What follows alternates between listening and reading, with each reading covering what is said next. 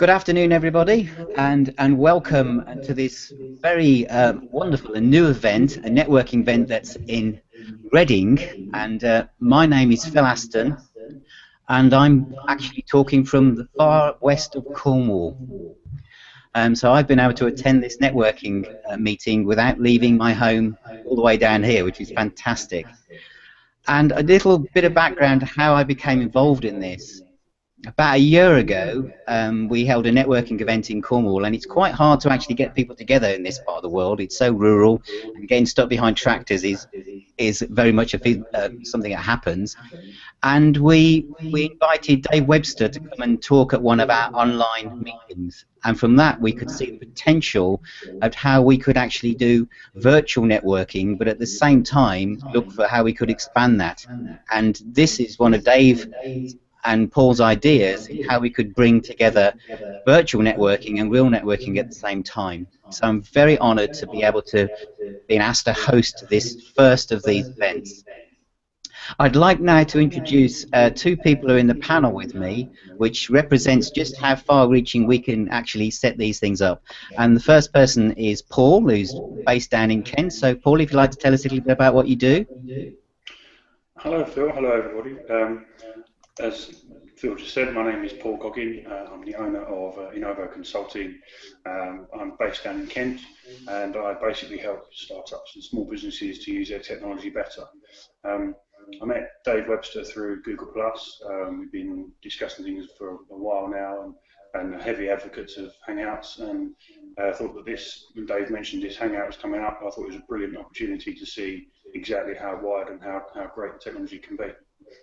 Okay, thanks, Paul. And now heading over to Sarah, who's in Switzerland. So tell us a little about what you do, Sarah. Yeah, hi, Phil. Hi, everybody. Well, Sarah Smith-Roche. I'm based in lovely Switzerland, and I help small business owners increase their online presence so they can quit chasing clients and get found online instead. And I also specialize in LinkedIn. And I've also met Dave on Google+, and we've been in touch ever since. And so it's great to be here. Thank you. Thank you very much. And now I'm going to hand over to Christine, who runs the Late Breakfast Club in Reading. Hi, good morning, everyone. Welcome to the Late Breakfast in Reading and wider. The Late Breakfast runs events mainly in Oxfordshire and Berkshire. And I was a little late today because actually I've run another event this morning, a physical event in Chargrove. So today I'll do a little bit of housekeeping. We're not expecting a fire drill. Should the fire alarm, for those people who are not in the room, go off, please leave by the exit that we entered by and out onto the street. Now, without further ado, I'm going to introduce Will from Pitman's. Pitman's hosted an event for the Chartered Institute of Marketing a few years ago, and it was a very impressive event. It was really interesting, cutting edge, and it brought some humour to what can be a very dry topic. So, Will, please.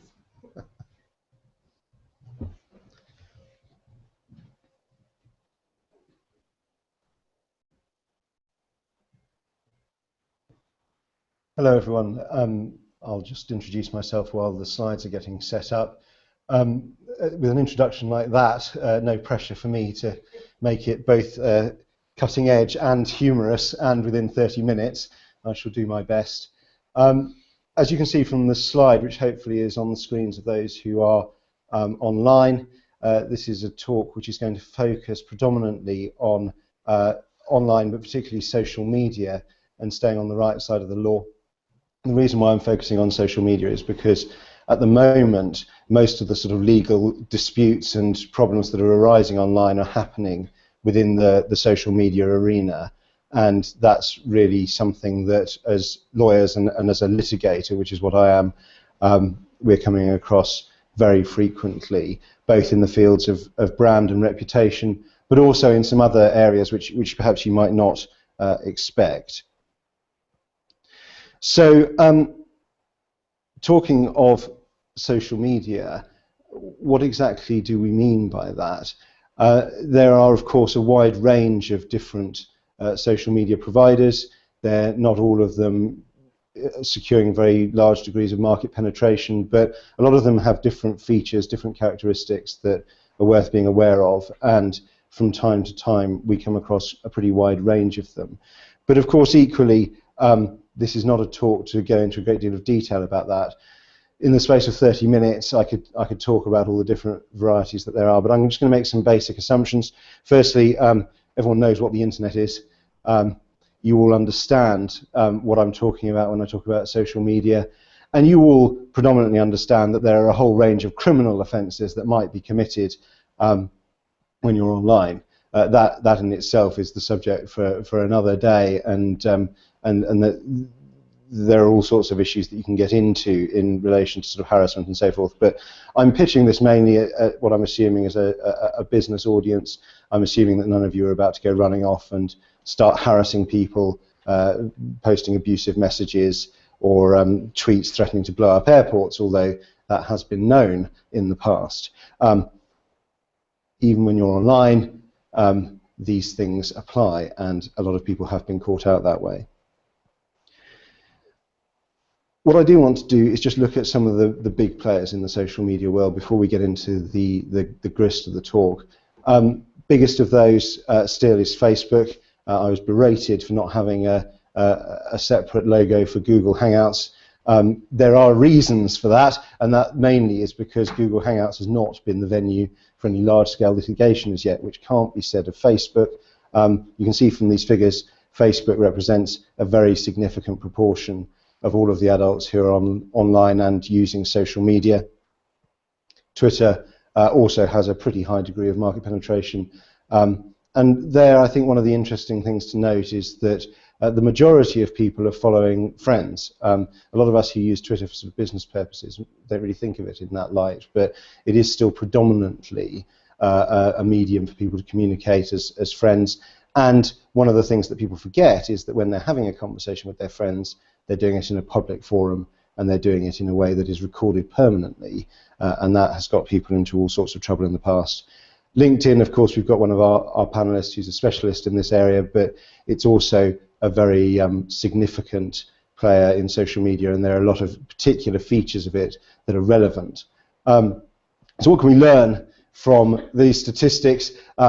Well, apart from the fact that obviously it pays to have a blue logo if you want to be successful in social media, there are some pretty unusual people on LinkedIn. Further statistics. Obviously, the internet generally is something which is extremely prevalent.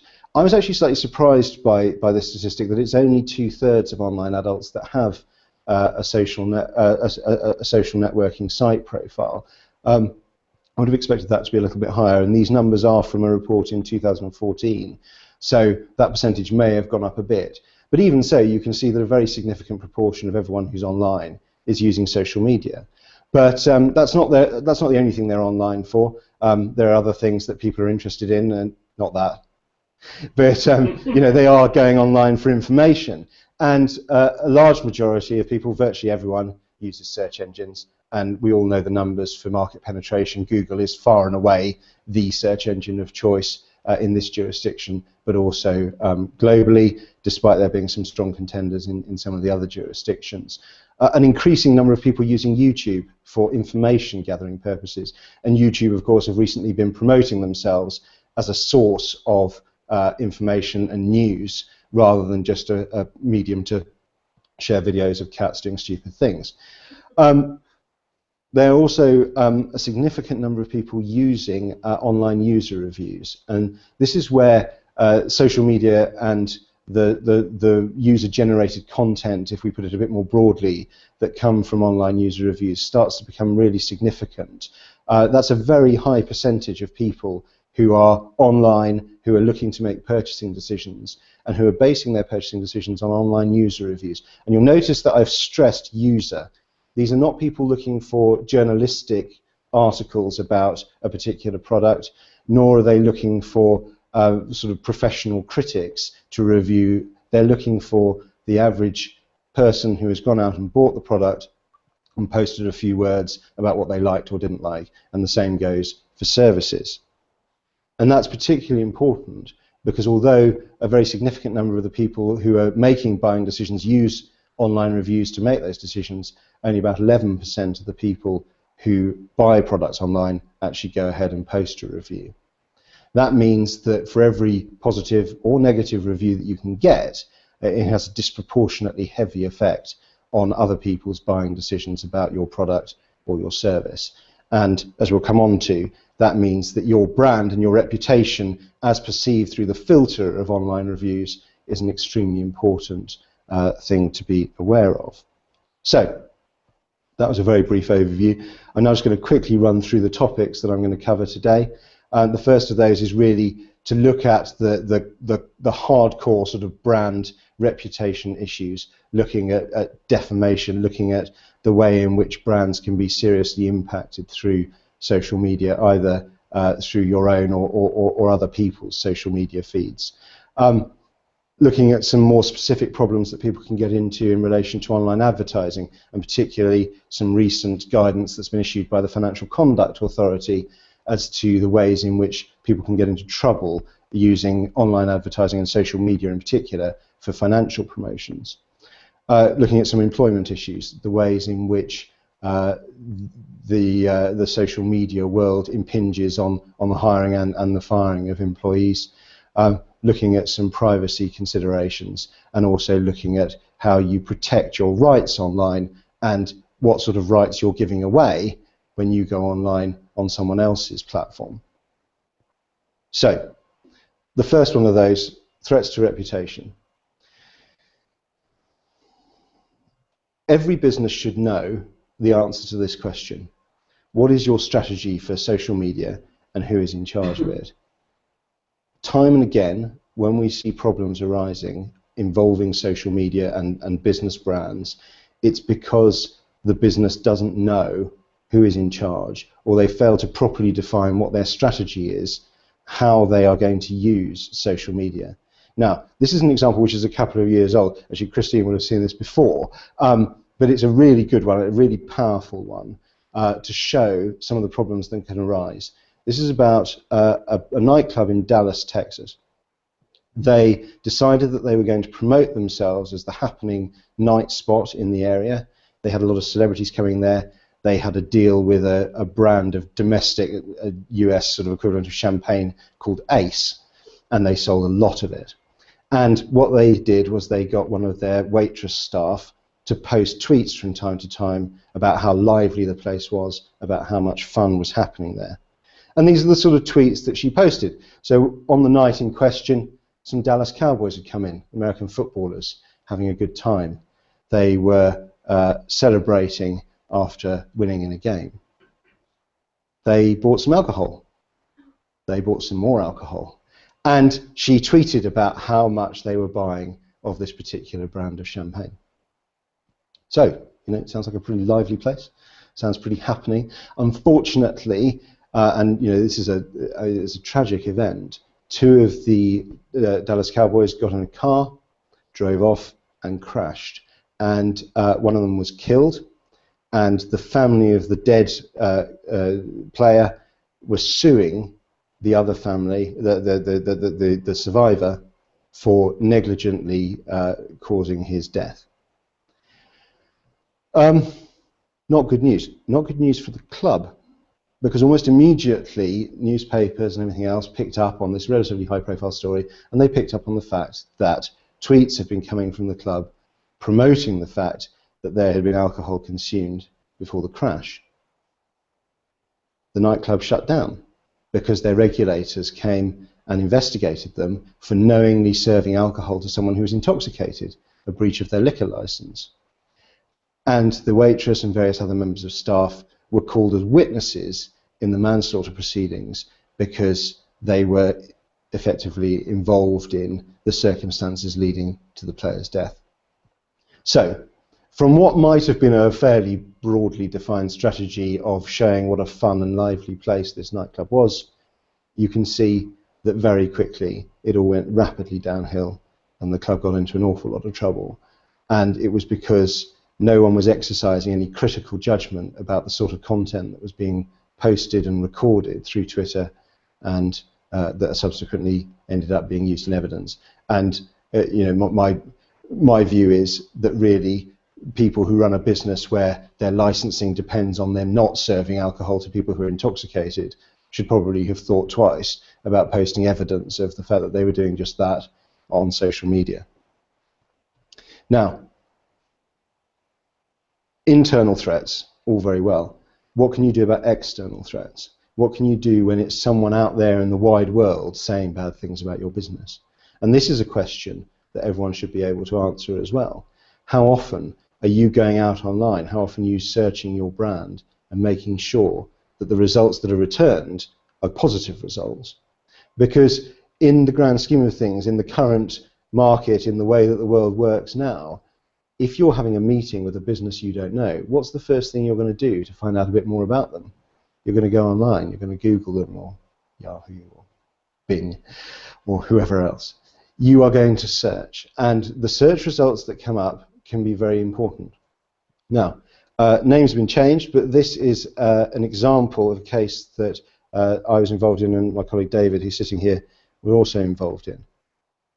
Our client, a lawyer, he had been setting up an online profile. He'd been soliciting reviews from satisfied customers. He was doing all the right things, and the positive reviews were coming in.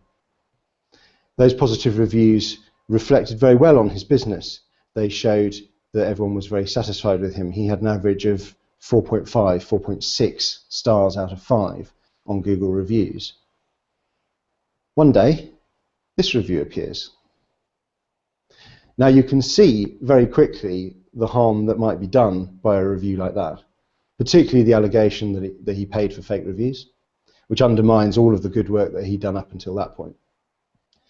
The suggestion that he lost a very significant percentage of all of his cases.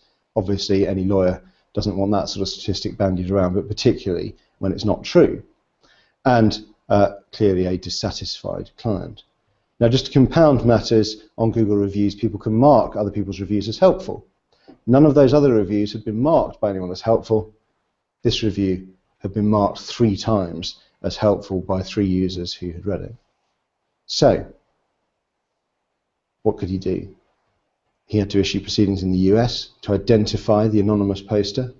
He found out that that poster lived in the UK. He instructed us, and we issued proceedings in the UK.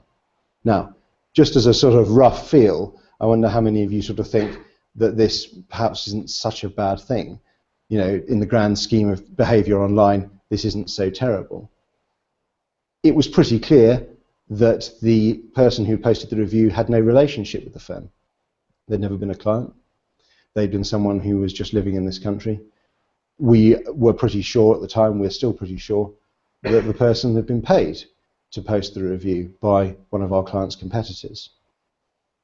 £50,000 in damages awarded in relation to that one message, that one review on Google. And it was only 50 because we capped our damages. It probably would have been about 75, 80,000. So, you know, very serious, very significant for this guy's business and for his reputation in the broader community, and the court recognised that. The court accepted that. But that wasn't quite the end of the story. Who's heard of the Streisand effect? Barbara Streisand. Anyone heard of her? Okay, so some numbers. 3850. Image number 3850 was part of a collection of 10,000 images of the Florida, or of the US coastline that had been taken by someone who was submitting to Congress about coastal erosion. This particular image had a picture of Barbara Streisand's house.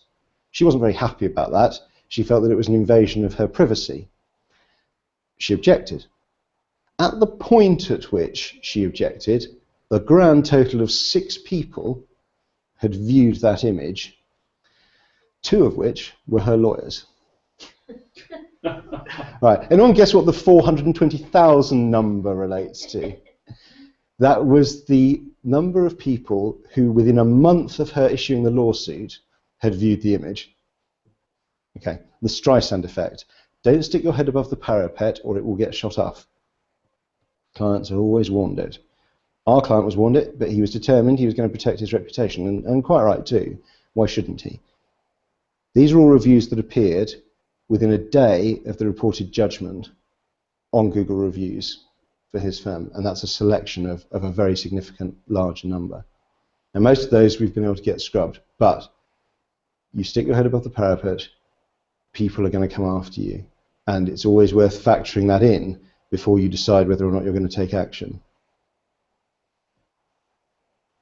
So we're racing through because I don't have a lot of time. Financial promotions on social media. We move now to a different sort of area. This is, I mean, equally important. You think about brand, you think about reputation.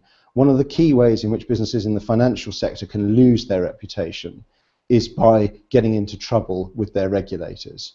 You think recently there was a case only a few days ago, landmark decision, seller of financial products, what we call death bonds.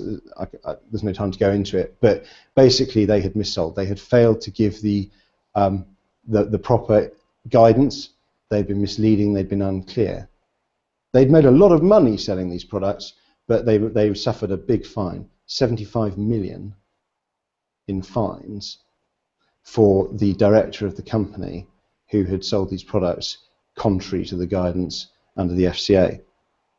Now, social media represents a bit of a minefield for people selling in this area because of character limitations.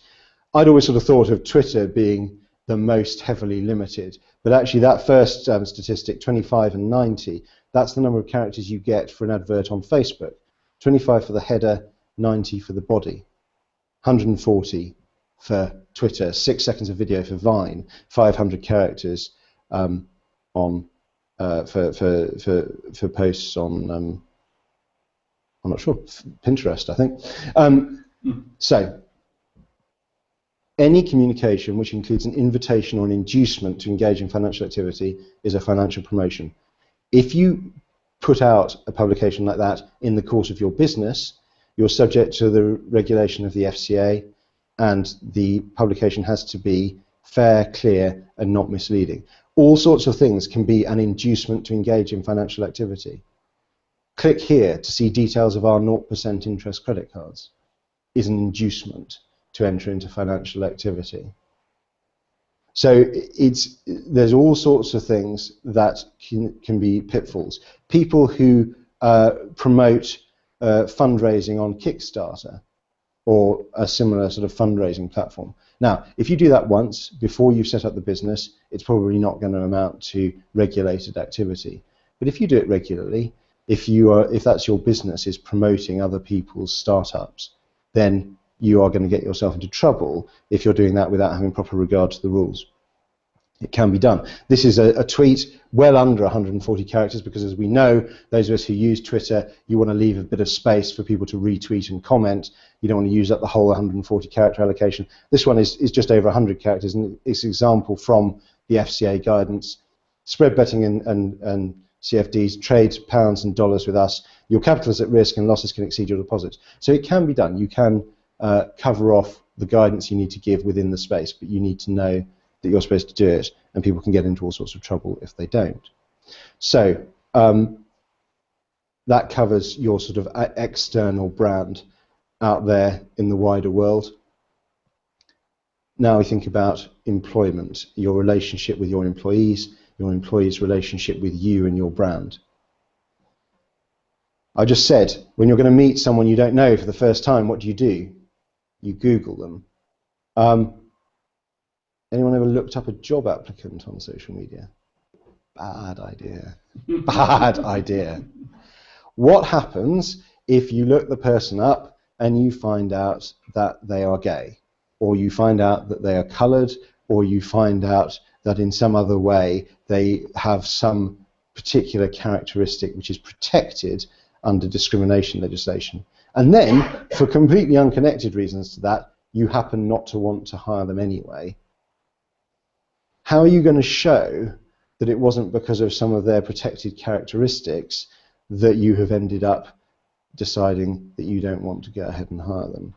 If they make a subject access request under the Freedom of Information Act, probably the copies of the social media content that you've downloaded will be disclosable as part of that. You cannot unlearn what you have learned.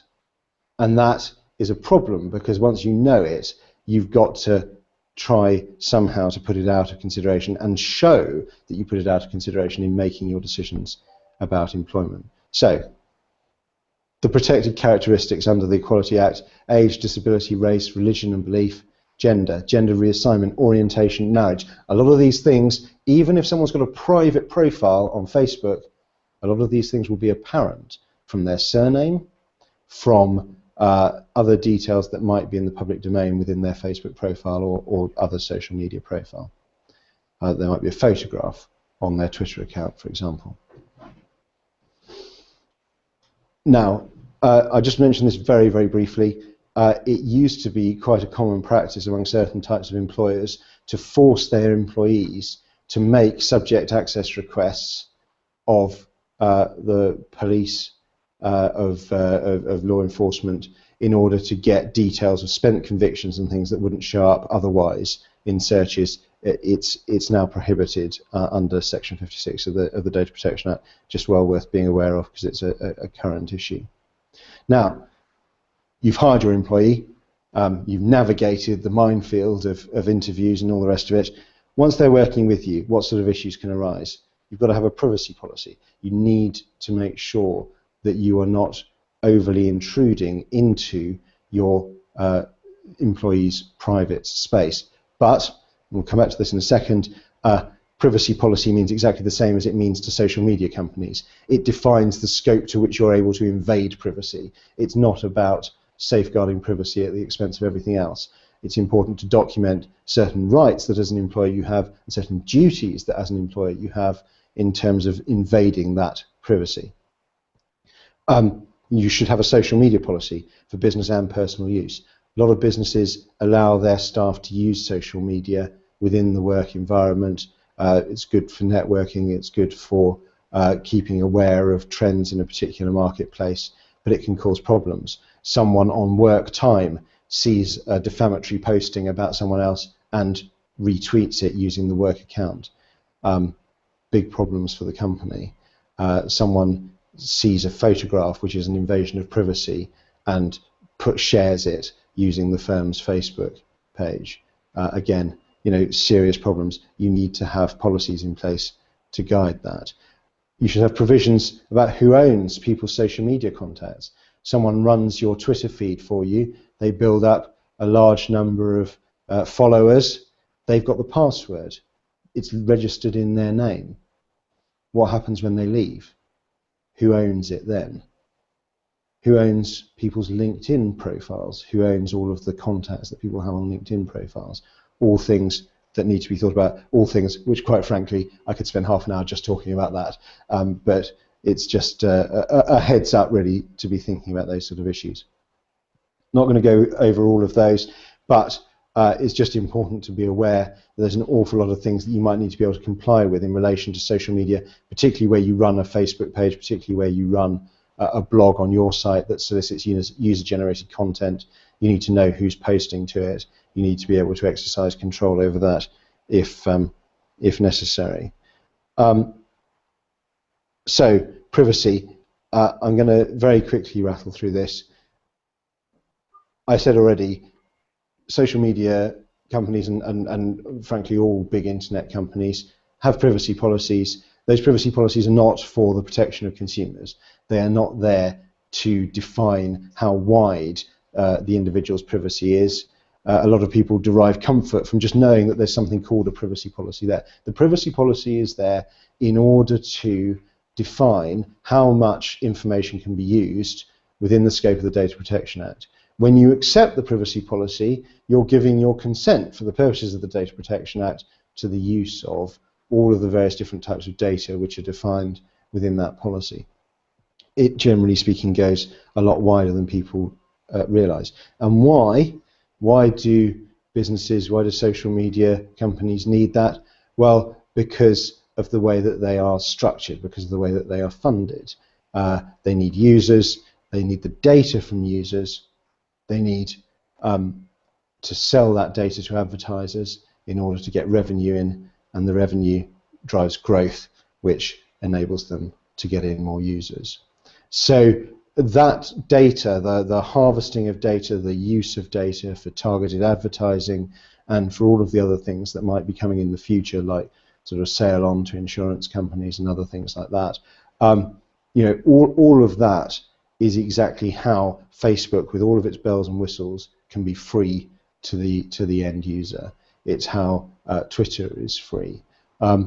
There is one relatively recent startup social media company called Ello, E-L-L-O, which seeks to do away with all of that. They sell themselves on privacy, they sell themselves on never sharing data with anyone, but the upshot of that is that they are a low bandwidth, very low res, low tech social media platform, because they can't offer all of the bells and whistles that could be offered if they had big ad revenue coming in from outside. I'm just going to skip through all of this and just come very quickly on to a final point. Just one other one for you, I suppose, to all be aware of, and that was there was a brief reference there to the Regulation of Investigatory Powers Act and the DRIP regulations, both of which are in force. New investigatory powers legislation is coming in. The scope of what social media companies can be obliged to disclose to the state for investigatory purposes is going to be much wider. A much wider category of information is going to be retained in order to be able to comply with lawful requests that the state might make from time to time if you're using social media, frankly, if you're using the internet at all in the UK. And that's well worth being aware of. So finally, one of the other ways in which, I mean, brand is important to a point, but some people will host online things which are actually of much more value to them, their intellectual property. If you're an artist in particular, or any sort of working in any sort of creative media, the internet is a great platform for promoting your services, putting photographs that you've taken, videos that you've shot, details of artworks that you've run, putting it online. It's great, but it's vulnerable to people grabbing that and reusing it without licensing. People don't seem to understand that it is not lawful. You should maybe get a big sign like that whenever you try to download someone else's content, but you don't. Another issue, and just the last one for us to come on to on this, is that you also get some very curious consequences from the terms and conditions that people are required to sign up to when they go onto social media. You take a photograph, just to give a very quick example to wrap up, you take a photograph at a festival. You haven't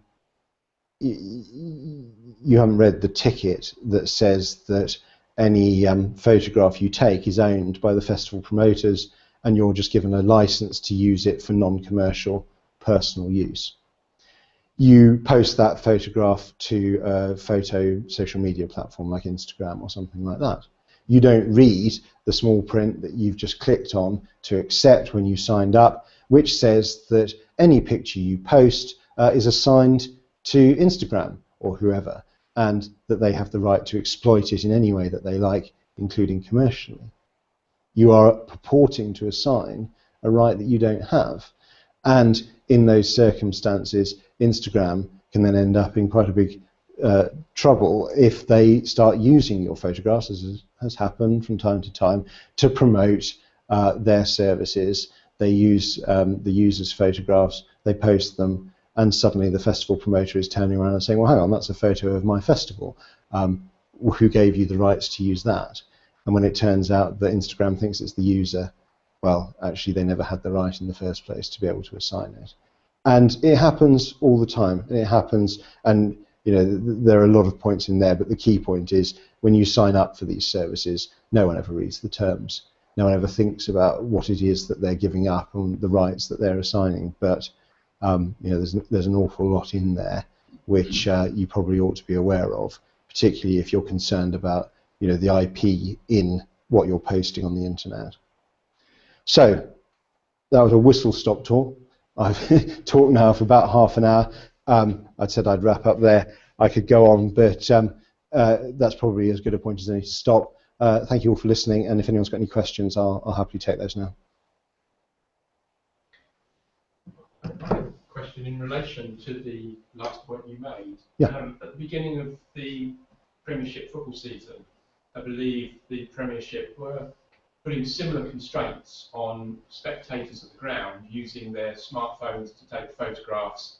Do you know if that was lawful, or how can you police that kind of control when you've got maybe 30, 40, 50,000 people posting and using social media, taking instant photographs of sporting stars? What was the... I'm not sure whether you're familiar with that. Yeah, I'm aware of it, and it's sort of the same principle as the festival promoter in my example. What they're concerned about is not so much that I go with my son and we take some photos and we put them on the computer at home and we show them to mum and say, look what a fun day we had at the football. They're not really fussed about that, so that's why they won't really police it at the point of the photos being taken. What they're concerned about is someone going away and commercializing that content, you know, posting reviews for money, or for that matter, given that they sell extremely lucrative television and photograph rights to people to come in and, you know, photographers to take pictures to sell to the national press, television companies to broadcast globally. For someone else to come in and be able to produce even low quality video or photographs from the match, which they're selling commercially, that's when they would start to get concerned, is probably too strong a word, but certainly interested, and that's where they would be going after those individuals, not so much to punish them, but to tap into that revenue stream and make sure that it's coming to them rather than into the individual's pocket. On the example you gave a moment ago of the festival promoter, yeah. Obviously, is there any blame for the person taking the photograph and, you know, posting it onto?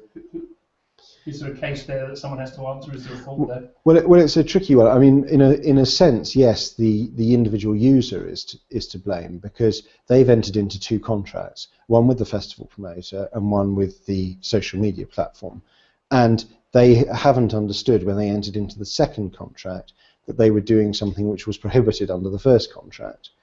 And so in that very technical legal analysis, they're to blame. However, the reality is that they haven't done that consciously.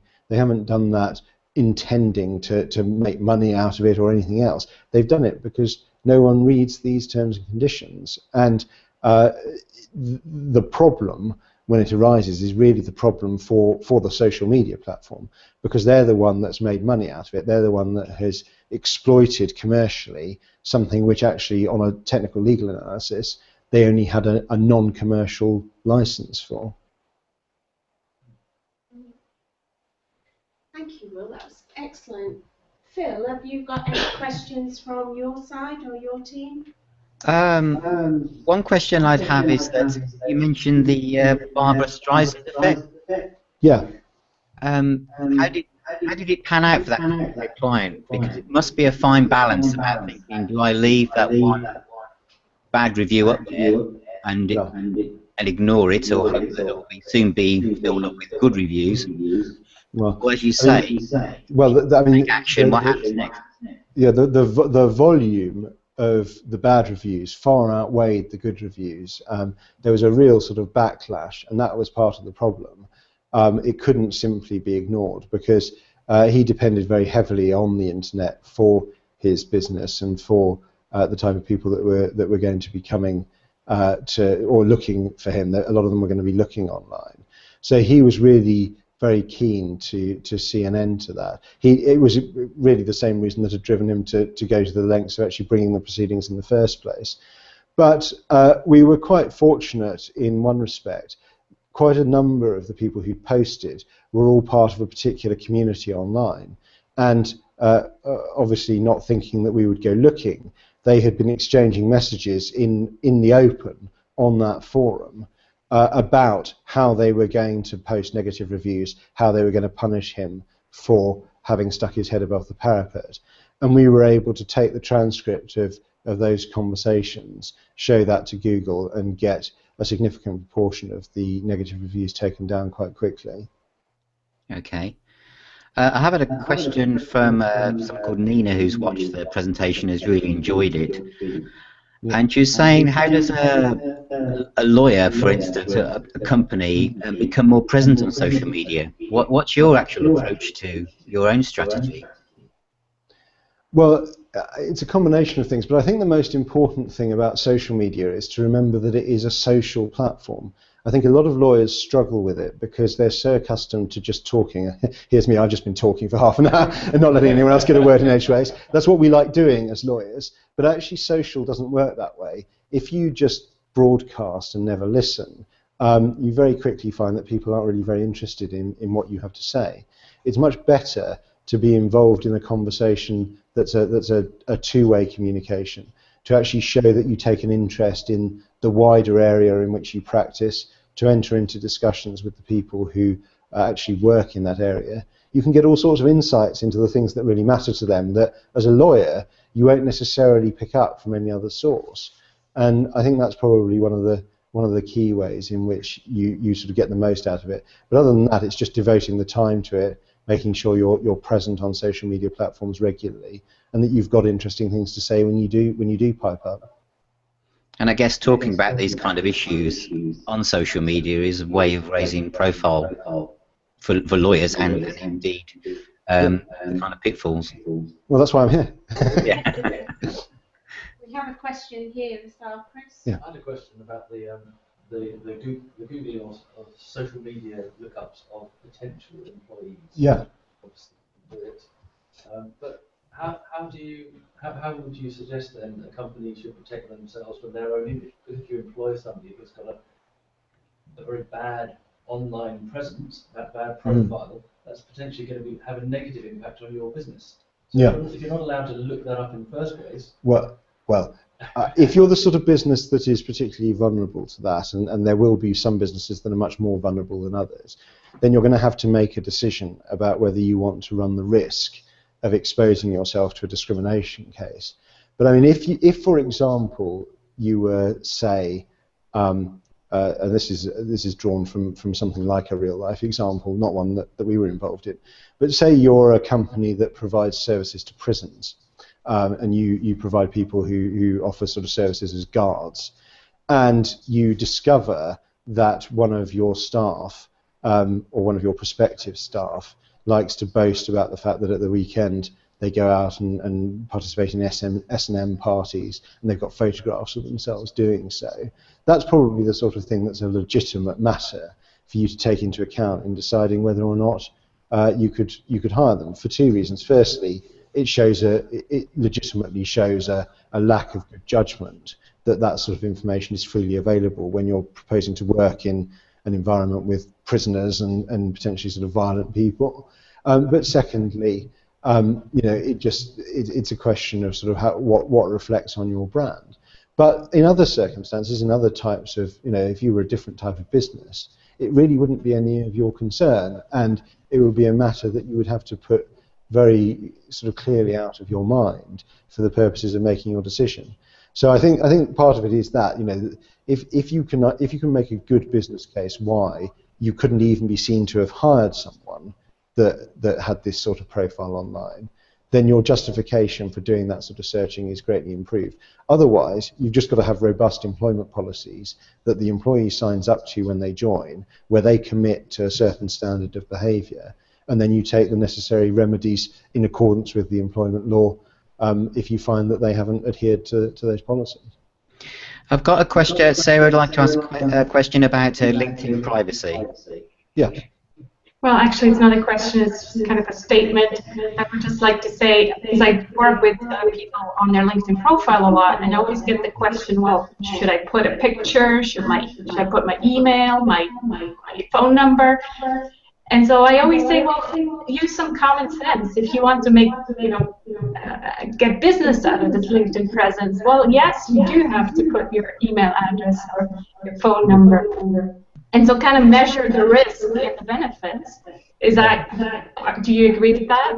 I agree with that completely. I mean, one of the areas that I haven't touched on, and which is quite important in that particular regard, is to do with cybersecurity and the ways in which certain businesses can really expose themselves to risk of penetration, particularly through social engineering or those sort of attacks, in circumstances where they are encouraging their staff to put a lot of personal information either on their website or on their LinkedIn profile in order to humanize them, to make them seem a bit more accessible. There's a balance to be struck. One of the things that LinkedIn is pushing, or has been pushing recently, is for people to put more information about the causes that they support.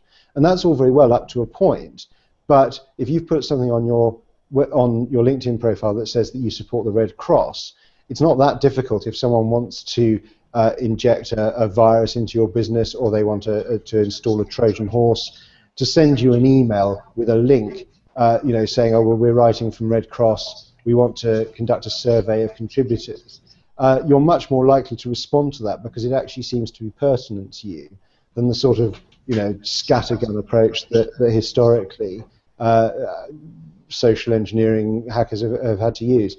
So I think, it is, you think about the vulnerability of your business to that type of attack, you think about how much of that personal information is really necessary, and then you just as you say, apply a bit of common sense and draw the line in the right place. Okay, thank you. I've got a question from Richard Locke, who says, what stops terms and conditions being so much more clear and simple so that people can actually read and understand them? I guess in the age that we are with the internet, people are used to seeing small 140-character posts. So it doesn't make sense that terms and conditions could be simplified and people would adhere to them more. Well, yes, if businesses wanted them to know what were in the terms. I mean, the fact is that, and the social media privacy policy is a classic example of this. It is ostensibly in relatively clear language, but it's not short, and it's hidden away through a hyperlink rather than being actually displayed on the page.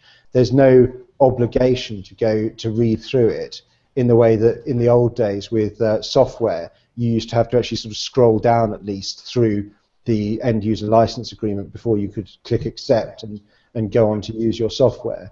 They don't want you to read it, because if you did, you'd be much more conscious of the types of information that they were monetizing, and you might be a lot more careful about what you say. Now, to take Facebook as an example, and I'm not picking on them, but they are a particularly good example of a company that's really exploited successfully the personal information that people put. The more cautious and circumspect their users are, the less value the information they're putting online has for targeted advertising. So it's not. There's nothing to prevent people from putting terms in a very clear and transparent way, except that it's often not in their interests that they should do so. Okay, thank you. Okay, thank you very much, Will. Thank you. Would you like to take a word? Yes. Seat? Thank you. Right, ladies and gentlemen, and that brings us to the end of our presentation side of this event today. What I would like to say is a big thank you to our team behind the scenes. We have Phil, who masterminded the online, our virtual guests. We have Paul, that's done an amazing job with the technical equipment, the audio-visual equipment.